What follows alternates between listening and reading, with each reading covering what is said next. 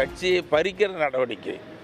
இது மருத்துவர் அன்புமணி அவர்களும் தேர்தல் ஆணையமும் கூட்டாக சேர்ந்து செய்கிற சதி வேலை. அது நீதிமன்றத்தில் அரங்கேறல. அதனால தான் இது ஒரு நல்ல தீர்ப்பு. இந்த தீர்ப்பின் அடிப்படையில் மருத்துவர் ஐயா அவர்கள் கட்சியை தொடர்ந்து வழிநடத்துவார், தேர்தல் கூட்டணி பேசுவார். மீண்டும் பாட்டாளி மக்கள் கட்சி ஒரு வலிமையான கட்சியாக எப்படி இருந்ததோ அதே நிலையை மருத்துவர் ஐயா உருவாக்குவார்னு சொல்லி இன்றைக்கி நாடு முழுவதும் மக்கள் பார்க்குறாங்க. ஆனால் நான் எல்லாரையும் கேட்குறது, 28/5/2022க்கு பிறகு 2023ஆம் ஆண்டு தேர்தல் நடந்ததா, பொதுக்குழு நடந்ததா? அந்த பொதுக்குழுவில் மருத்துவர் அன்புமணி தேர்ந்தெடுக்கப்பட்டார். யாராவது ஒருத்தர் சொல்லட்டும்.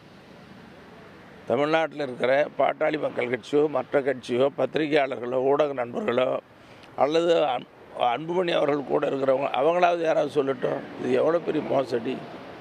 இது கட்சியை பறிக்கிற நடவடிக்கை தானே. அது மருத்துவர் அன்புமணி முடிவு செய்யணும். அவர் பாட்டாளி மக்கள் கட்சி தலைவர் இல்லைன்னு சொல்லியாச்சு. அப்புறம் அடுத்த கட்ட நடவடிக்கை என்ன செய்வார்னு அவர் தெரியல. ஒரு பாட்டாளி மக்கள் கட்சி நான் தான் தலைவர்னு சொல்லிக்கவும் முடியாது. ஐயா தான் கட்சி வழி நடத்துவார்.